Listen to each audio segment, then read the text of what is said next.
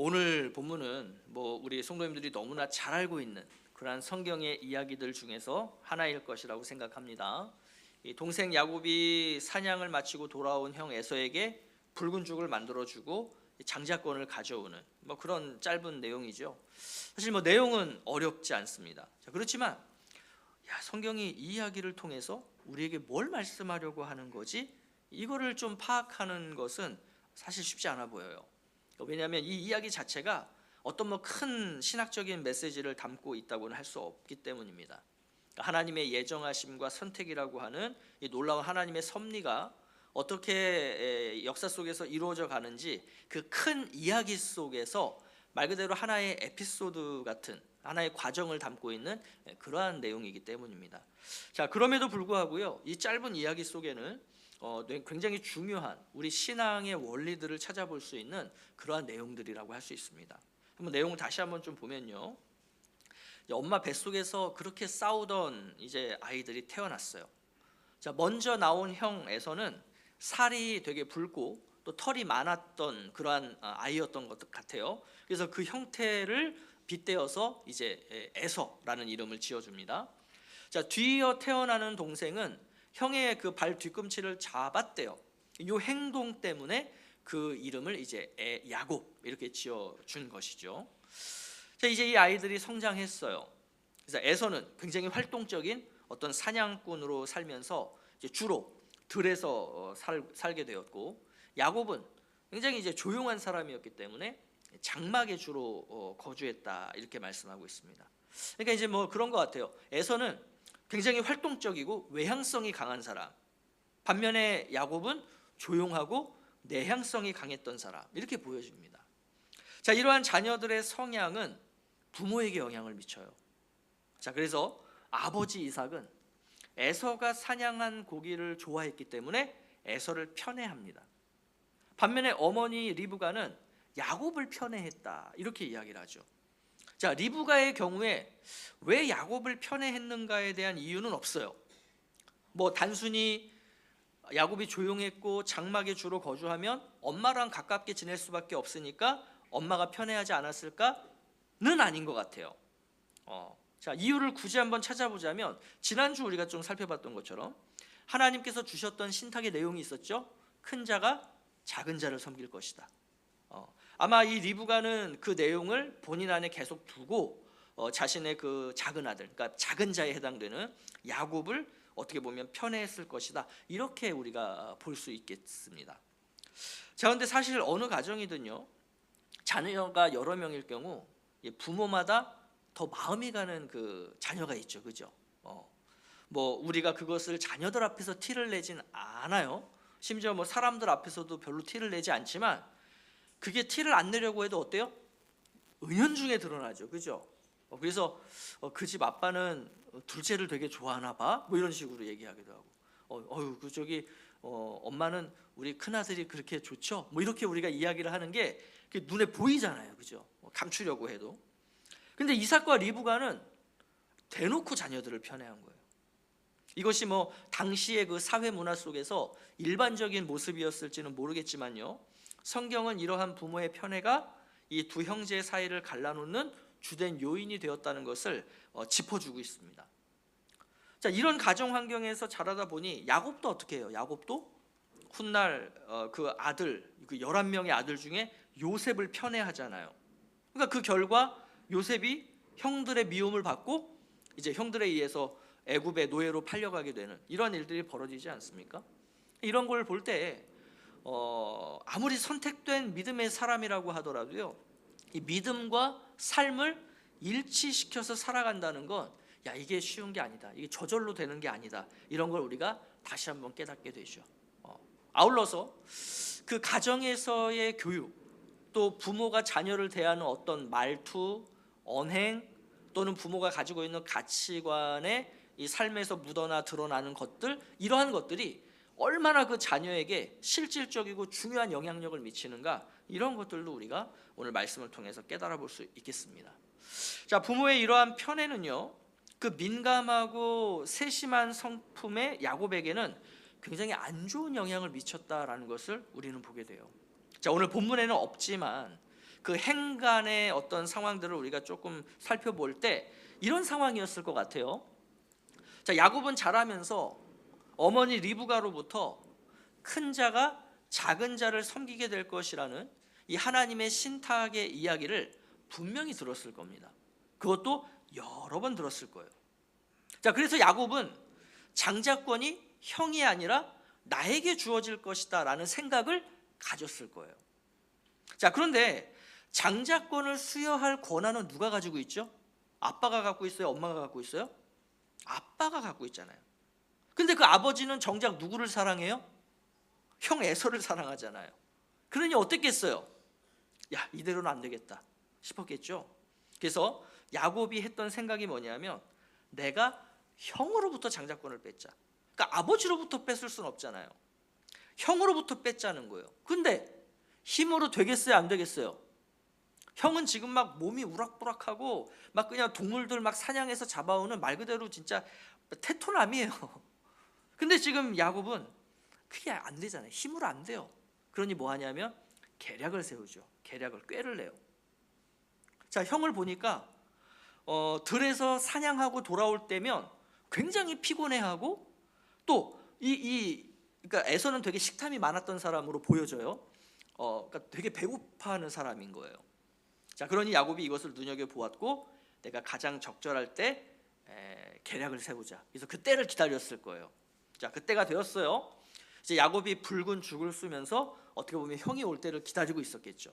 근데 아니나 다를까 그 에서 형이 돌아와서 정말로 심히 피곤해하면서 그 동생이 만들고 있는 붉은 죽을 보더니 그 죽을 달라는 거예요. 자, 야곱은 기다렸다는 듯이 그냥 줄 수 없다. 형이 가지고 있는 그 장자의 명분 나랑 바꾸자. 이 제안을 한 거예요. 근데 에서가 어떻게 해요? 야, 아니 배고파 죽을 지경인데 그 장자의 명분이 뭐가 대수냐? 알았어. 그래서 바꾸자는 거예요. 근데 야곱이 이 날을 얼마나 기다렸겠어요? 그러니까 못을 박죠. 자, 그냥 이렇게 하지 말고 형 맹세해라. 하나님 앞에 맹세하고 맹세해라. 그러니까 또 에서가 기꺼이 맹세를 하고 그 장자의 명분과 그 붉은 죽을 바꾼 거예요. 이게 오늘의 내용이에요. 자, 그러면 우리 많은 성도님들이 이 이야기를 이렇게 듣고 또는 이 성경을 볼 때 가장 먼저 갖게 되는 의문점이 있을 것 같아요. 그게 뭐냐면 이거겠죠. 누가 잘하고 누가 잘못한 거야? 여러분, 누가 잘하고 누가 잘못한 것 같으세요? 성경이 이게 누가 잘못하고 누가 잘했다라는 거를 굳이 말씀해주고 있지는 않거든요. 근데 다만 우리가 결과적으로 보면 장자였지만 그 아브라함부터 이어져 내려온 장자권을 에서는 뺏기죠. 그래서 에서의 잘못이다. 우리가 이렇게 판단을 할 수 있겠어요. 또 심지어 34절에서는 평가가 좀 있어요. 어떤 평가를 하시냐면 에서가 장자의 명분을 가볍게 여겼더라. 이렇게 말씀하고 있어요. 그러니까 이제 에서는 분명히 잘못한 거구나. 자, 그럼 이제 다시 야곱으로 가서 그럼 야곱은 잘한 걸까요? 사실 야곱도 잘한 것은 없어요. 하나님의 신탁의 내용을 실현해 나가는 데 있어서 가장 인간적인 방법, 경제적이고 효율적이고 효과적인 방법을 생각한 거죠. 그리고 그 생각을 계획으로 옮기고 그걸 실행으로 옮겼던 거예요. 그러면 이게 합당하냐는 거예요. 자, 결과적으로 야곱이 장자권을 뺏었어요. 획득했어요. 그 결과 하나님의 신탁이 이루어졌죠. 큰 자가 작은 자를 섬길 거다. 그러면 이게 합당하냐는 거예요. 근데 성경은 그런 뉘앙스로 말씀하고 있잖아요. 비열하고 비겁하게 형을 기만하는 행위처럼 말씀해요. 야곱이 굳이 이런 방식을 취하지 않았더라도 하나님의 신탁은 이루어졌을 것이다를 말씀하고 있는 거예요. 그러니까 야곱의 이런 모습은 뭐를 생각나게 하냐면, 여러분 아브라함도 하나님의 신탁을 받았잖아요. 그 내용 중에 뭐가 있었냐면 내가 너로 큰 민족을 이루게 할 거다. 그럼 큰 민족을 이루려면, 그 하나님의 신탁이 나에게 이루어지려면 나에게 지금 뭐가 필요하냐면 아들이 필요하단 말이에요. 근데 내 아내 사레가 지금 불임이어서 아들이 없어요. 그래서 아브라함이 어떻게 해요? 그 사라의 여종인 하갈을 통해서 아들을 얻겠다는 거죠. 그러니까 이 방법, 아브라함이 취했던 이런 방법과 같이 오늘 야곱이 오늘 본문에서 취하는 것도 이런 거예요. 하나님의 뜻을 인간적인 방법, 세상적인 방법으로 이뤄보고자 하는 그러한 시도들인 것이죠. 그래서 오늘 본문에서 야곱은 잘한 게 아닙니다. 오히려 야곱도 잘못한 것이다라고 평가 내릴 수 있다는 거예요. 결국 오늘 본문에서 잘한 사람 있어요, 없어요? 이삭도 잘못했죠. 리브가도 잘못했죠. 에서도 잘못했죠. 야곱도 잘못했죠. 잘못한 사람이 한 사람, 잘한 사람이 한 사람도 없어요. 선택받은 하나님의 백성이라고 하더라도 인간이라는 존재는 쉽게 변하지 않는 그 죄성에 물들어 있다라는 것을 우리는 오늘 또다시 보게 되는 거예요. 자, 그렇다면 잘한 사람이 하나도 없어요. 하나님께서 이 가정을 통해서 하나님의 뜻을 이루겠다라고 그 장자권을 이렇게 넘겨주셨는데, 그 장자권을 받은 이삭을 비롯해서 그 식구들 중에 누구도 하나님 앞에서 잘하고 있는 사람이 아무도 없어요. 자, 그러면 하나님이 세우신 그 예정, 하나님이 세우신 그 섭리는 어떻게 될까요? 모든 인간이 다 잘못하고 있으니 야, 하나님의 뜻이 이루어지기 어렵겠구나, 하나님의 뜻이 지연되겠구나, 하나님의 뜻이 파기되겠구나, 우리는 이렇게 볼 수 있겠어요? 그런데 성경은 그렇지 않다는 이야기를 하고 있는 거예요. 모든 인간이 죄성으로 인해서 하나님의 뜻을 이루는 삶에서 전부 다 실패하더라도 하나님께서 어떻게 하신다고요? 하나님이 직접 하나님의 뜻과 섭리를 이뤄 가신다는 거예요. 그 하나님의 예정과 선택이 틀리지 않았다는 것을 하나님이 직접 보여주실 것이다라는 것을 성경은 말씀하고 있는 거죠. 이러한 하나님의 완전하심이 에서와 야곱 모두가 실패한 그 불완전한 인생을 통해서 더욱 확실하게 드러나게 될 거다, 더욱 분명하게 드러나게 될 거다, 이거를 말씀하기 위한 것이 바로 오늘 본문의 내용이에요. 그래서 사도 바울은요, 고린도후서 12장에서 이렇게 말했습니다. 자, 우리 9절 10절 말씀을 같이 한번 볼까요? 자, 시작. 나에게 이르시기를 내 은혜가 내게 족하도다. 이는 내 능력이 약한 데서 온전하여짐이라 하신지라. 그러므로 도리어 크게 기뻐함으로 나의 여러 약한 것들에 대하여 자랑하리니 이는 그리스도의 능력이 내게 머물게 하려 함이라. 그러므로 내가 그리스도를 위하여 약한 것들과 능욕과 궁핍과 박해와 곤고를 기뻐하노니 이는 내가 약한 그때에 강함이라. 자, 여러분, 많은 신앙인들이 예수를 믿으면 세상에서 강해져야 한다라고 생각을 해요. 그게 하나님 뜻이라고 생각해요. 그래서 공부를 해도 세상 사람들보다 어떻게 해야 돼요? 잘해야 돼요. 좋은 성적 나와야 돼요.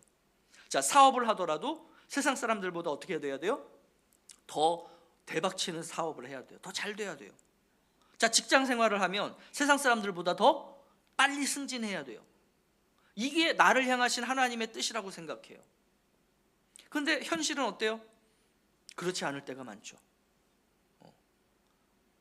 공부를 잘하고 싶은데, 그래서 하나님께 영광이 되어드리고 하나님의 뜻을 이루고 싶은데 머리가 나빠요.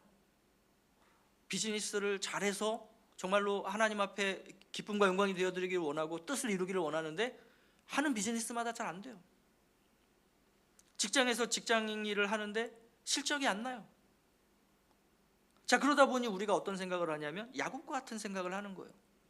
야, 내가 공부를 잘하는 게, 내가 사업에서 크게 성공하는 게, 내가 직장에서 승진하는 게 이게 하나님의 뜻인데, 하나님께 영광이 되는데 이걸 이루려면 내가 어떻게 해야 되지? 그러면서 하나님 나라에 합당하지 않은 방법들을 생각하고 그것들을 실행해 나간다는 거죠. 그 좋은 성적을 얻기 위해서 어떻게 해요? 머리가 나빠서 공부가 안 되니까 그 부정행위를 하는 거예요. 많은 이윤을 남겨야 되잖아요. 근데 내 비즈니스 이 능력으로는, 역량으로는 그걸 못해요. 그러니까 어떻게 해요? 세금을 교묘하게 안 내는 방법을 찾아서 그렇게 편법으로 또는 불법으로 기업을 운영하는 거죠.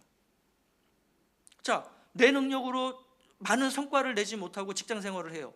자, 승진 날짜가 다가와요. 어떡하지? 그러니까 이 부하 직원들을 막 대해가지고 그걸 통해서 막 실적을 내서 그걸 마치 나의 성과인 것처럼 포장해서 위에다가 보고하는 거예요. 오늘 본문은, 그리고 사도 바울은 성도들의 그러한 생각과 삶에 대해서 동의하지 않는다는 겁니다. 오히려 나의 부족함과 나의 약함을 자랑하겠다라 그래요. 그걸 오히려 내가 기뻐하겠다 그래요. 감추지 않겠다는 거예요. 왜요? 그 인간이 가진 나약함, 인간이 가진 부족함과 그 약점을 통해서 뭐가 드러나기 때문에? 하나님의 능력이 드러나기 때문에. 그 그리스도의 능력이 나에게 머물고 있구나, 다시 말해서 나를 통해서 나타나는구나, 이거를 위해서 나의 약함을 기뻐하겠다는 거예요. 오히려 그렇기 때문에 나의 약함이 뭐가 되느냐? 이것이 강함이 된다는 거예요. 즉 하나님께서 부족한 나를 통해 역사를 이루실 것이기 때문에 그 과정 속에서, 어떤 일을 이루기 앞서서 과정 속에서 하나님에게 합당한 가치와 태도와 자세로 그저 우리는 최선을 다하는 거죠. 그 최선을 다한 결과가 어떠느냐? 그거 하나님께 맡기는 거예요. 그게 좋을 수도 있고 안 좋을 수도 있어요. 잘 될 수도 있고 망할 수도 있어요. 1등 할 수도 있고 꼴찌할 수도 있는 거예요. 그 결과가 중요한 것이 아니라 뭐가 중요하다고요? 과정이 중요하다고. 야곱은 반대가 됐죠. 결과를 만들어내기 위해 과정을 버렸어요. 성경은 이것에 대해서 동의하지 않는다는 겁니다. 그러면 이런 생각을 한번 해보면 좋겠어요. 여러분, 이 야곱과 에서가 한 이 일이 진짜로 장자권 계승에 영향을 미쳤을까요? 뭐 가령 훗날 이제 이삭이 에서에게 장자권을 주니까, 야, 그때 내가 또 멍청하게 우리 동생하고 그런 약속을 하는 바람에 이 장자권 네가 가져라, 이렇게 했을까요? 그러지 않아요. 그러니까 장자권은 그런 식으로 인계되는 게 아닙니다. 다시 말해서 오늘 본문의 이 이야기는 그냥 두 형제 간에 있었던 하나의 에피소드예요. 엄마 아빠도 얘네가 이랬는지 모르고 있는 거예요. 즉 야곱이 취한 이 방식은 실효적인 방식이 전혀 아니었다는 거죠. 그런데 왜 이 이야기가 성경에 기록되어 있는 것일까요?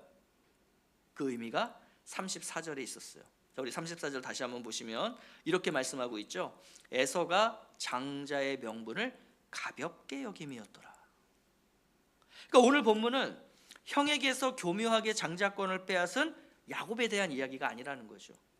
또 이들의 이러한 작전으로 인해서 그 하나님이 주신 장자권이 어디서 어디로 흘러가느냐, 장자권에 대한 얘기도 아니에요. 전혀 사실은 쓸데없는 얘기예요.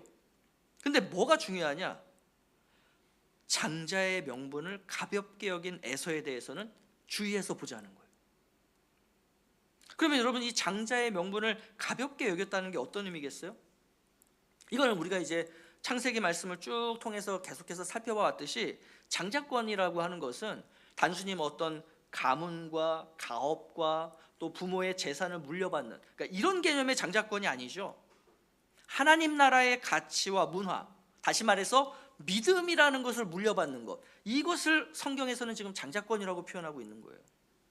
즉 장자권을 받는다는 것은 믿음의 계보가 장자를 통해서 이어져 가는 것을 의미하는 거죠.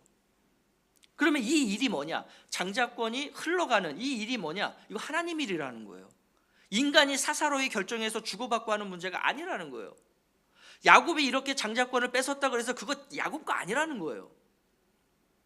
그래서 이 믿음의 계보를 이어가는 것은 누구의 일이냐? 하나님의 일이면서 동시에 그 장자권을 받아야 되는 장자의 일이라는 거죠. 그럼 오늘 이야기에서 장자가 누구예요? 에서예요. 그래서 이 장자권이라고 하는 것은 특권이에요. 물론 특권이에요. 그렇지만 여기에는 뭐도 포함되어 있냐면 거룩한 의무도 포함되어 있어요. 그래서 장자권은 특권이자 의무입니다. 에서는 이걸 가볍게 여겼다는 거예요. 이걸. 자, 이게 훗날 에서의 삶에서도 야, 진짜 가볍게 여겼구나, 이게 드러나요. 자, 우리 먼저 창세기 26장 34절 35절 말씀. 자, 시작. 에서가 40세에 해쪽 속 부에리의 딸 유딧과 해쪽 속 엘론의 딸 바스맛을 아내로 맞이하였더니 그들이 이삭과 리브가의 마음에 근심이 되었더라. 자, 에서가 이제 결혼할 때가 돼서 결혼을 하죠. 근데 동족 사람을 만나는 게 아니라 누굴 만나요? 해쪽 속을 만나요. 자, 해쪽 속은 뭐냐면 가나안 족속 중에 한 부류예요. 해쪽 속. 그러니까 심지어 한 명도 아니고 몇 명을 맞이해요? 2명을 맞이해요. 그러면 에서가 에이, 장자권도 뺏겼겠다, 아이 나 막 살래, 그래갖고 지금 막 이러고 사는 거예요? 아니에요. 이게 에서의 라이프 스타일이에요. 이게 에서가 가지고 있는 가치관이에요. 에서가 믿음의 계보, 즉 하나님 나라의 가치와 문화에 따라 살아가는 걸 얼마나 가볍게 여겼는가를 보여주는 대표적인 사건이에요. 자, 이에 대한 중요성을 너무나 잘 알고 있는 게 이삭과 리브가잖아요. 그죠? 이삭이 그 아내 리브가를 데려오기 위해서 어떻게 했어요? 700km 떨어진 곳을 가가지고 거기서 동족 여인을 데리고 온 사람이 그게 리브가잖아요. 그게 얼마나 이 가정에게 중요한 가치인데 에서는 그거를 중요하게 여기지 않았다는. 자, 무엇보다 이 장자권을 가볍게 여긴 것은요, 하나님에 대한 믿음이 없다는 걸 의미합니다. 여러분 한번 연대기적으로 생각해 볼게요. 자, 아브라함은 에서와 야곱이 태어났을 때 생존해 있었을까요? 아니면 죽었을까요? 어떻게 생각하세요? 아브라함은 에서와 야곱이 태어났을 때 살아 있었을까요? 이미 소천해서 하나님 나라 갔을까요? 살아 있었죠. 간단해요. 야곱이 몇 세에 이삭을 얻었어요? 100세. 몇 살까지 살았다 그래요? 175세. 근데 이삭이 몇 세에 에서와 야곱을 얻었어요? 60세. 그러면 15년이 남잖아요. 다시 말해서 아브라함은 15년이라는 시간 동안 에서와 야곱을 봤다는 거예요. 그러면 그 15년 동안 이 손주들 보면서 뭐 했겠어요, 아브라함이? 얼마나 많은 하나님의 역사하심에 대한 간증들을 이야기해 줬겠습니까? 즉 신앙의 교육을 시켰다는 거죠. 다시 말해서 우리가 창세기를 통해서 봤던 이 이야기들, 본인이 내가 어떻게 이 땅에 왔고 이 과정에서 어떤 일들이 있었고, 이걸 마치 무용담처럼 간증처럼 하나님의 그 하나님 되심을 얼마나 이 두 손주들에게 정말 귀에 못이 박히도록 이야기해 줬겠어요. 그런데 에서는 자신의 가문 가운데 하나님께서 얼마나 큰 은혜를 주셨는지를 크게 생각하지 않았다는 거예요. 자신의 가문이 하나님께서 특별하게 선택하신 믿음의 가문이다라는 것을 가볍게 여겼다는 거예요. 그래서 히브리서 기자는 이렇게까지 기록했어요. 자, 우리 히브리서 12장 16절입니다. 자, 시작. 음행하는 자와 혹 한 그릇 음식을 위하여 장자의 명분을 판 에서와 같이 망령된 자가 없도록 살피라. 그러니까 에서가 장자의 명분을 판 걸 뭐랑 지금 같은 걸로 놓고 있냐면 음행하는 것과 같은 것으로 놓고 있어요. 음행이라는 것은 뭐 육체적인 음행만이 아니라 영적인 음행도 이야기하고, 사실은 이 영적 음행이 더 큰 부분이죠. 그러면 이 음행하는 것과 장자의 명분을 판 것이 다 똑같은 가치인데 그거를 뭐라고 표현하냐면 망령된 사람, 이렇게 표현해요. 음행하는 사람도 망령된 사람, 에서처럼 장자권을 파는 사람도 망령된 사람이라는 거죠. 그럼 망령되다는 게 무슨 말이냐면 하나님의 뜻에 반하는 거예요. 하나님을 반대하는 거예요. 하나님을 대적하는 거예요. 하나님을 신뢰하지 않고 믿지 않는 거예요. 여기서 나타나는 불경스러운 모든 신성 모독적인 언행을 의미하는 것, 이때 이것을 망령되다라고 표현하는 겁니다. 그래서 우리가 하나님의 이름을 망령되이 여기지 말라라는 계명이 10계명에 있는 거죠. 다시 말해서 에서가 장자의 명분을 가볍게 여긴 것은 뭘 의미하냐면 하나님을 믿지 않음에서 비롯된 행동이다라는 것을 의미하는 거예요. 예수님을 그리스도로 믿고 하나님 나라의 백성이 된 사람은요, 하나님 나라의 가치와 문화를 추구하며 살아갑니다. 반면 예수님을 믿지 않는 사람, 즉 하나님 나라를 인정하지 않는 사람은요, 당연히 하나님 나라 가치와 문화를 추구하지 않죠. 당연한 거예요. 왜? 그 사람은 세상에 속해 있으니까. 그러니까 세상에 속한 자는 세상 나라의 가치와 문화를 추구하는 거고요, 하나님 나라에 속한 자는 하나님 나라의 가치와 문화를 추구하는 거예요. 자, 그런데 믿음이 있대요. 하나님 나라 백성이래요. 구원받았대요. 그리스도인이래요. 그런데 세상의 가치와 문화를 따라 살아요. 여러분, 이게 성립이 된다라고 생각하십니까? 그럴 때 우리가 주로 스스로를 위로하기도 또는 그 사람을 위로하기 위해서 우리가 주로 쓰는 표현이 있어요. 뭐냐면 연약해서 그렇잖아요. 무지해서 그렇잖아요.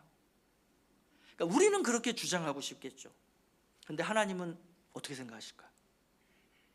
하나님은 그렇게 세상의 가치와 문화를 따라가는 그 사람을 보면서 그래, 너 연약하니까 그렇지, 그래, 뭐 아유 너 무지해서 그렇구나, 아유 뭐 그럴 수 있지, 이러시겠냐는 거예요. 하나님은 명확하세요. 장자권을 가볍게 여긴 거다, 소홀히 여긴 거다. 그것은 곧 망령된 언행이다라고 말이죠. 그래서 나나 내가 사랑하는 내 가족이나 또는 내가 아끼는 어떤 친구나 선후배가 있다면 그들이 믿음이 있다고 하는데 또는 내가 믿음이 있다고 하는데 여전히 세상의 가치와 문화를 따라 살아가고 있는 것처럼 보인다면요, 그대로 놔두면 안 되는 거예요. 지금이라도 확인해야 돼요. 물어봐야 돼요. 야, 너 하나님에 대한 믿음, 예수 그리스도에 대한 믿음이 있어? 물어봐야 돼요. 우리 자녀들에게, 내 남편, 내 아내에게, 내 지인들에게, 형제 자매들에게, 심지어 나 자신에게. 야, 나는 내가 예수를 믿는다는 걸 나는 확신하는데 왜 자꾸 나는 세상 가치를 따라 살아가지? 왜 나는 세상의 문화를 그걸 누리면서 이렇게 살아가는 게 행복하고 좋지? 나 진짜 하나님 믿는 거 맞나? 나 진짜 예수 믿는 거 맞나? 물어봐야죠. 그리고 정직하게 하나님 앞에서 내가 한번 생각해 봐야죠. 하나님, 저의 이러한 삶이, 이러한 세상의 가치와 문화를 추구하고 따라가는 이 삶이 하나님 보시기에 가한 겁니까? 불가한 겁니까? 여러분, 물어보면요, 판단이 서요, 내 안에. 아, 이거 하나님 보시기에 가하겠구나. 아, 이거 하나님 보시기에 불가하겠구나. 불가하다고 생각되면 어떻게 해야 돼요? 돌이켜야죠. 망설이지 말고 당장 돌이키고 당장 끊어야 할 것들은 다 끊어내야죠. 근데 에서는 그러지 않았다는 거예요. 믿음이 없었어요. 믿음이 없으니 그렇게 산 거예요. 하나님의 뜻과 하나님 나라에 관심이 없고 세상에 관심이 있고 지극히 세속적인 사람이었고 세상의 가치와 문화를 추구하며 살았던 사람. 자, 이게 오늘 본문에서도 그 요소가 드러나요. 32절에 보면 이렇게 말해요. 야, 내가 죽게 되었으니 이 장자의 명분이 내게 뭐가 유익하겠냐, 이렇게 표현해요. 여러분, 이거 많이 들어본 말 아니에요? 자, 이거를 오늘날 버전으로 바꿔볼게요. 현대어 버전으로. 교회 가면 밥 먹여주냐? 야, 성경을 공부하면 돈이 나오냐, 밥이 나오냐? 그 뭐하러 그렇게 시간 투자해서 공부해? 아유, 야, 다 굶어 죽게 생겼는데 무슨 신앙생활은 무슨 신앙생활이야? 야, 니 좀 가정이나 잘 돌봐. 이런 말들이죠. 그죠? 그럼 이거를 조금 더 점잖게, 조금 더 순화해서 표현하면 이런 표현들도 될 수 있어요. 아, 제가 회사 일이 바빠서 오늘 제가 예배 참석이 어려울 것 같습니다. 여러분, 이거 솔직하게 어떤 의미예요? 예배가 밥 먹여주지 않잖아요. 저는 세상에서 먹는 밥이 너무 중요해요. 그래서 오늘 저는 교회가 아닌, 하나님을 예배함이 아닌 저는 회사에 출근할 겁니다. 이런 게 되는 거예요. 그러니까 내가 왜 그런 말을 하지? 나는 왜 그런 생각을 갖고 이렇게 행동을 하지? 에 대한 내 안에 주석을 다셔야 돼요. 나는 이러이러해서 이걸 합니다. 나는 이러이러해서 이런 생각을 합니다. 나는 이러이러해서 이런 삶을 살고 나는 이런 방향을 향해 나아갑니다. 나에 대한 스스로의 주석이 있으셔야 돼요. 이게 바로 아까 제가 말씀드렸던 내가 진짜 예수 믿는 거 맞나? 내가 예수를 믿는다면 난 왜 이렇게 살지? 왜 이런 말들을 하지? 왜 저 사람에 대해서 나는 이런 행동을 하지? 이거를 여러분들 살펴보셔야 된다고 하는 거죠. 장자권과 죽 한 그릇을 맞바꾼 에서와 같이 세상에서 내 배를 부르게 해줄, 나를 성공시켜줄, 나에게 세상의 영화와 부와 명예와 권력을 가져다 줄 어떤 것들과 이 믿음을 맞바꾸려고 하는 그러한 삶의 내용들이 오늘 나에게는 없는지, 내 주변에 있는 사랑하는 사람들에게는 없는지를 점검해 보시고 그걸 적극적으로 고쳐나가시기를 간절히 원합니다. 제 에서는요, 그렇게 죽을 먹었잖아요. 어쨌든 그 귀한 것과 바꿔서 죽을 먹었단 말이에요. 그게 실효적인지 아닌지는 뭐 그렇게 생각하지 말고 어쨌든 본인은 그렇게 했단 말이에요. 그러면 자신의 언행에 대해서 후회를 했을 것 같아요? 안 했을 것 같아요? 내가 미쳤지. 야, 내가 그 배고픈 게 뭐라고? 내가 그 장자권과 그 붉은 죽을 내가 뭐하러 그렇게 맞바꿨나? 막 이러면서 막 자기 머리를 막 때리면서 후회했겠어요? 안 했겠어요? 후회하지 않았어요. 자, 이걸 34절에서 뭐라고 표현하냐면 이렇게 표현해요. 에서가 먹으며 마시고 일어나 갔으니 한치의 후회도 없어요. 그러니까 앞서 나눈 것처럼 정말 좋게 봐서 뭐 하나님이 그렇게 뭐 보시든 안 보시든 그거는 뭐 우리가 제껴놓고 정말 좋게 봐서 야, 진짜 얘가 믿음은 있는데 아유, 자신의 무지함과 자신의 연약함 때문에 정말 이 세상의 가치와 문화를 따라 살 수밖에 없어 라고 치자고요. 그렇게 치자고요. 그럼 정말 믿음이 있다면 어떻게 해야 돼요? 그러한 삶을 사는 것에 대해서 후회는 해야 되잖아요. 후회는. 정말 하나님 앞에 하나님 저 그랬어요. 너무 죄송해요. 죄송한 마음이라도 가져야 되잖아요. 근데 에서처럼 그 세상의 가치와 문화를 따르는 것을 아무렇지 않게 여기는 거예요. 후회하지 않아요. 심지어 그걸 당연하게 여겨요. 세상의 육체와 그런 어떤 소욕에 빠져서 하나님의 말씀 또 영적인 것들을 무시하는 그러한 모습이죠. 세상에서 먹고 마시는 문제가 아니라 하나님의 백성으로서 누리게 되는 특권보다 그 세상에서 먹고 마시는 것을 더 가치 있게 여기는 그러한 삶의 태도예요. 그러면 에서가 버린 맞바꾼, 즉 하나님의 백성으로서 누리게 되는 특권, 성경에서는 그걸 장자권이라고 표현하잖아요. 그 장자권이라는 게 뭐냐는 거예요. 뭐라고 생각하십니까? 여러분, 장자권은요, 구원의 특권, 예배의 특권, 안식의 특권, 평안의 특권, 화평의 특권, 용서의 특권, 하나됨의 특권, 감사의 특권, 이런 것들이, 그러니까 이러한 것들을 중요하게 여기지 않고 살아가는 삶이 바로 에서의 삶이었던 것이고, 그게 바로 장자권을 소홀히 여기는 삶이다, 그런 의미입니다. 말 그대로 화평이 밥 먹여줘요? 그거 감사한다고 나한테 무슨 내 통장에 공이 하나 더 붙어요? 이런 태도인 거죠. 여러분 생각해 보세요. 에서는 할아버지가 아브라함이었어요. 아버지가 이삭이었어요. 믿음의 가정 밖에 있었던 사람이 아닙니다. 누구보다 좋은 환경 속에서 신앙의 교육을 너무나 잘 받고 자란 그러한 사람이었어요. 그렇지만 그에게는 믿음이 없었다는 것이고, 천국의 소망도 없었다는 것이고, 그의 마음에 하나님도 없었다는 거예요. 그런 자의 삶을 성경은 망령된 삶, 이렇게 표현하고 있는 것입니다. 장자권은 인간이 만들어 놓은 어떤 권리를 의미하는 것이 아닙니다. 하나님의 장자권은 믿음의 특권과 의무, 이 두 가지 합친 것을 말하는 거예요. 이건 장남이 되었든 차남이 되었든 아들이 되었든 딸이 되었든 예수를 믿고 그 뜻에 순종하며 살겠다라고 하는 모든 사람에게 하나님은 그 장자권을 부여해 주시는 거예요.